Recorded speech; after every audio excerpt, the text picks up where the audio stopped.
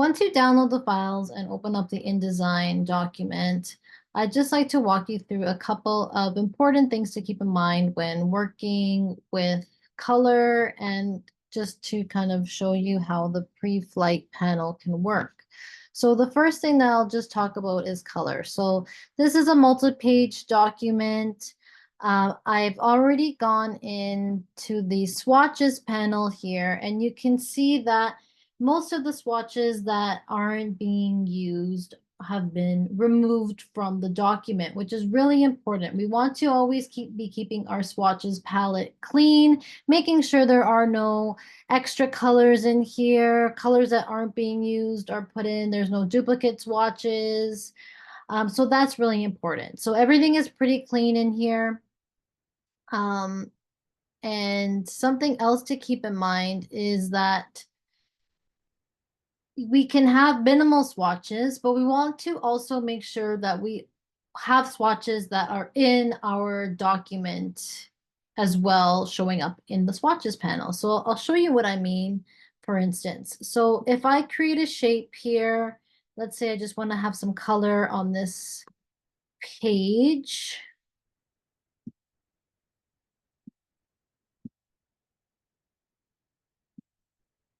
I'm going to use my color picker tool to apply a color. And I've applied this yellow to my design. So I have it in my design, but we can see that it's not showing in the swatches palette. So this is really important too. So we don't want to have colors that are in our design not being indicated in our swatches panel, especially if something is going to be printed. It's really imperative that all of the colors are included and that we're ensuring that all the colors that are in our design are set to CMYK or the right color mode that we need to be working with. So what we can do is, especially if you have multiple times that colors have been added in, I'll just add in something else just to demonstrate what I mean. So if I have multiple colors that are in my document, not in my swatches panel, something we can do to mitigate that afterwards is just go to our swatches panel, click on the little hamburger option menu here, and go to add unnamed colors. This will add the colors to the swatches panel that are in our document that haven't been added in there previously. So that's one little trick that you can do after the fact. So you don't really have to do too much. You can just make sure that you go in and change those. The other things that we can do, let's say I remove this yellow. Again, I removed the color from my design, but it's still going to be in my swatches panel. So again, we want to keep our swatches panel clean. So what we can do then is go to select all unused, and that will select any swatch that is not being used, and then we can delete that. So that is one way that we can make sure that our swatches panel is clean.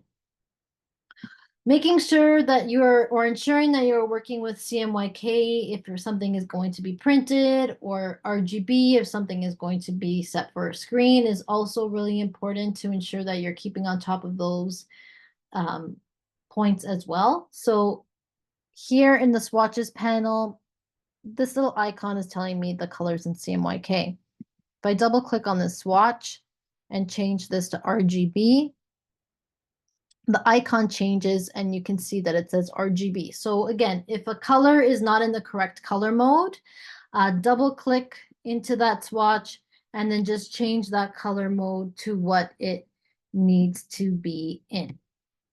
So that's one way that we can work with color. The next thing is talking about the pre-flight. So pre-flight is a system built into InDesign that essentially lets us know if there are any problems in our document. Right now at the bottom of my screen, you can see I have no errors. Okay, so that's great. And the basic, as you can see here, pre-flight panel will essentially let you know if there's problems such as missing fonts, overset text, missing links, modified links. Those are the main things that it will flag if there is an issue. So if I were to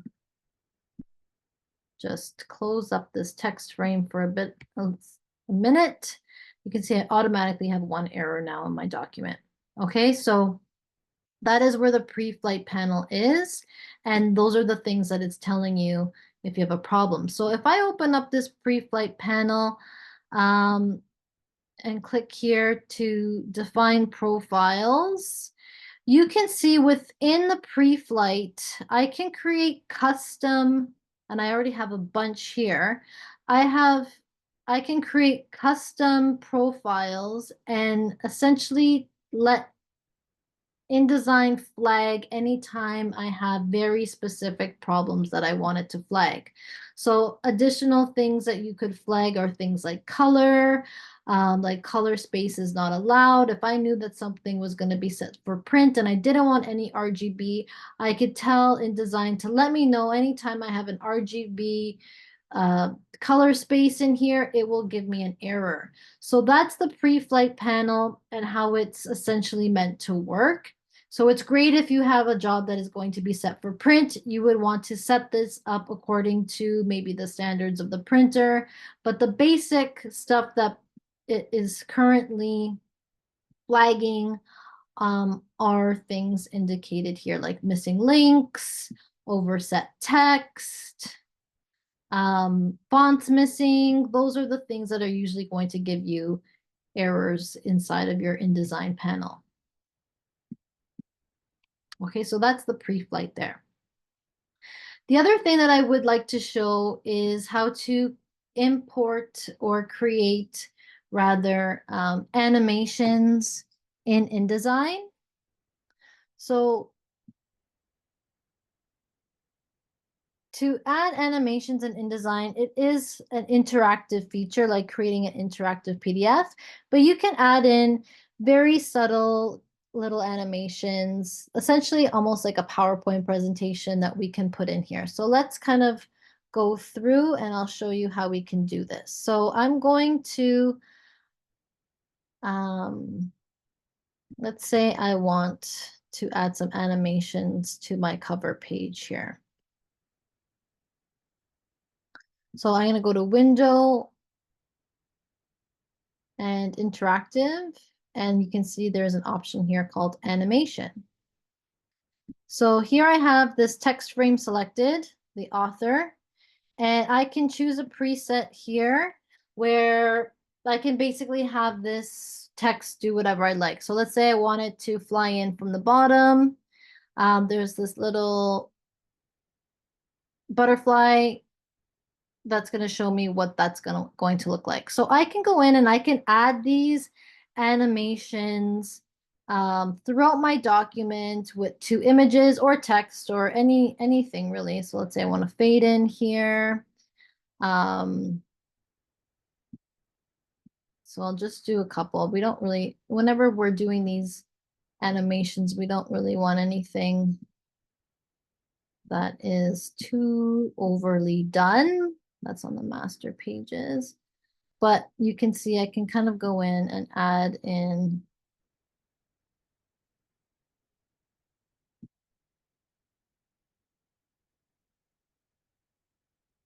some quick little animations. I'm just going in and just adding in some little features here. Let's do this last one. I can even spin something. So once you're done adding those animations,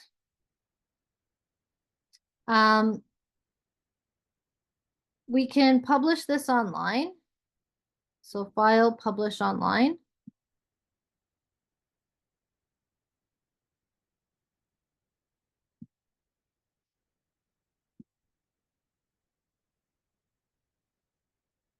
There it is.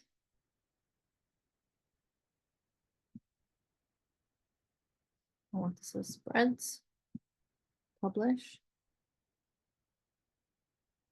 And it's going to create a link for me, and then we can see how these animations work.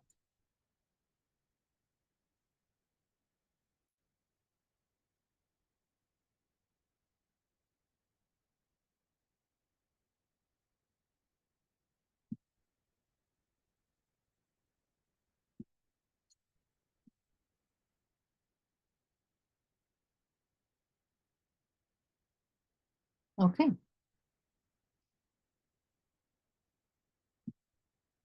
So there you can see there's the name that flies in, appearance for the information. There's my chapter heading. There's that fade in there. So again, very subtle little animations that I've placed in here. And there's the spin. So a really simple way that you can kind of create some really cool little animations in here. I can also preview it directly in InDesign.